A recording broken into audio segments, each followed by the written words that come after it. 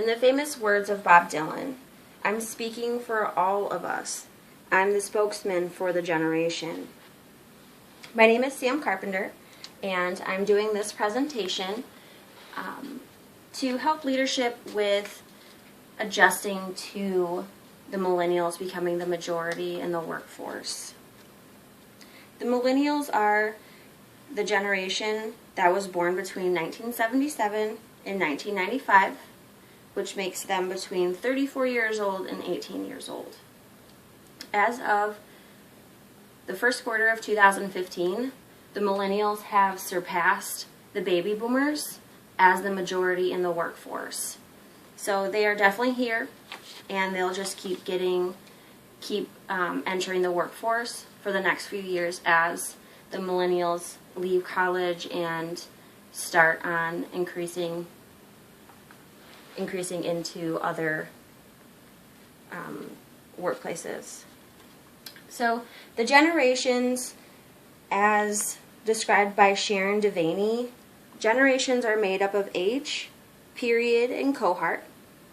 So just to go through the 5 different generations, all 5 of these generations right now are actually inside of the workforce.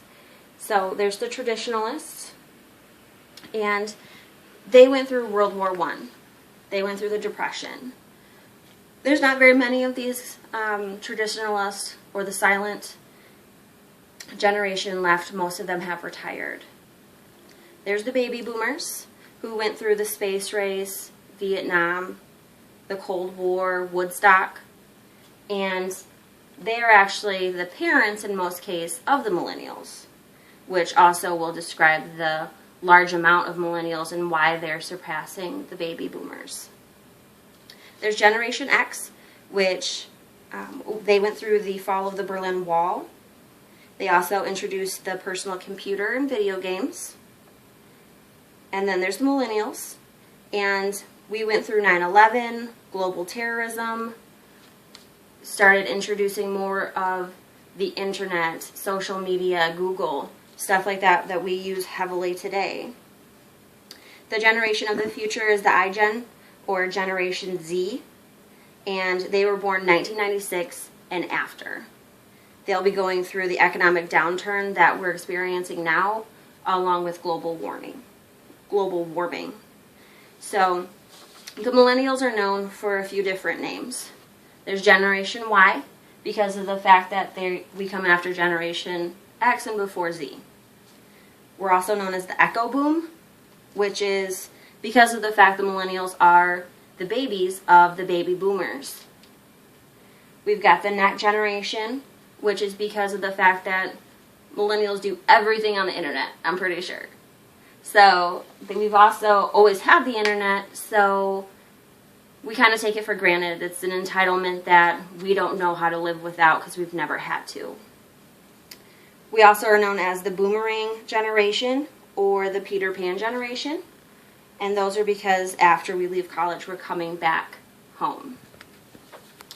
So Richard Fries states that more than 1 in 3 American workers today are millennials. And if we look into the future, the Brookings Institute predicts 75% of the global workforce will be millennials by 2015.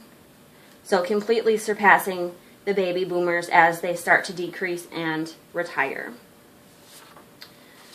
The millennials are known for the traits as seen in the presentation. Just to hit on a few of them, millennials are very team-oriented, and we're actually known as the digital natives because we do everything technology-based if we can. We found that it's helpful, and we found that we're more efficient by doing so.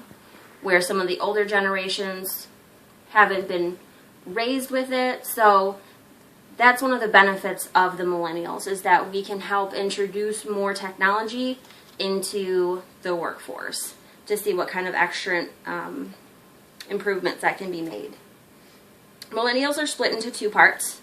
The older generation are going to be more traditional. So working a 9 to 5 in the office every day, making it feel like FaceTime is important.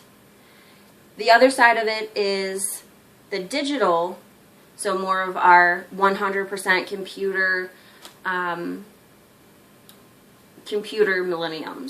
millennials, sorry. So they can work anywhere, anytime, whenever they want. So they don't feel like FaceTime's as important. So millennials are known to be optimistic and confident to our downfall. We're commonly known as cynical or even lazy because we use technology to our benefit. Some of the differences compared to the other generations is the millennials work with their employers. They don't view it as working for them like the generations of the past. A work-life balance is also important to millennials.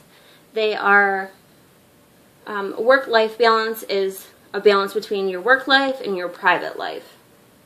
And millennials won't put work first necessarily like our older generations where you go into the office and you have to be there to finish projects. We can do that from home if needed. And the millennials are known for their higher education. There's a very large amount of millennials that have went through college, and it's actually one of the downfalls of the millennials is that we have such a large student debt. We're leaving college with a lot of debt, and with the unemployment rate so high right now, it's hard for them to survive on their own. So that's hence the boomerang generation living back with mom and dad for a while, where sometimes it can come off as we're just trying to stay young and stay, at home and that kind of a thing.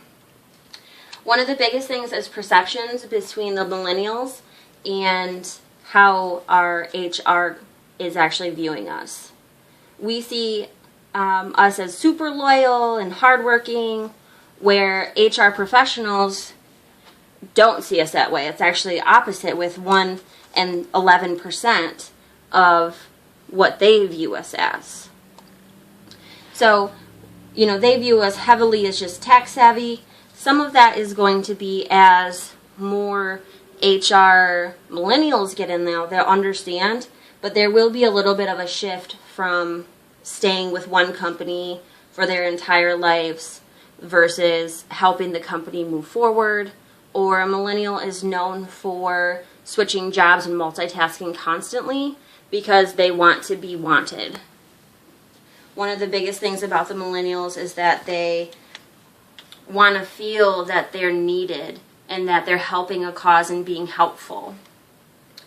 So the fact that we're perceived differently is kind of one of the things that we need to be careful to make sure that we're not coming off as just technology based and super cold-hearted. It's important that we mix with the other generations and see what they have that can help us get better. So my recommendations for this presentation is the millennials like to have feedback. And this will also help with, making sure that everybody's on the same page and as perceptions are changing. Also, another thing is to create teams. And this will be good for millennials and for the other generations. By mixing teams, or by creating teams, then the older generations can learn more technology based from us, and then we can learn a lot of their experience based by mixing us all together. So a last thing is to reward the individuals. Even though we're team based, we still want to be known individually. Sam, you're doing a really good job. James, you're doing a really good job. So it's just super important that you reward the individuals, and these are my recommendations for 3 of the things that we can start doing right away or start implementing to help with the transition and adjusting to the millennials coming into the workforce. They're our future, and that's where the workforce is going. These are my references. They will be attached to the presentation. If you have any questions or concerns on the information that I've provided, feel free to reach out to me, and I'll be able to assist with any questions. Thank you.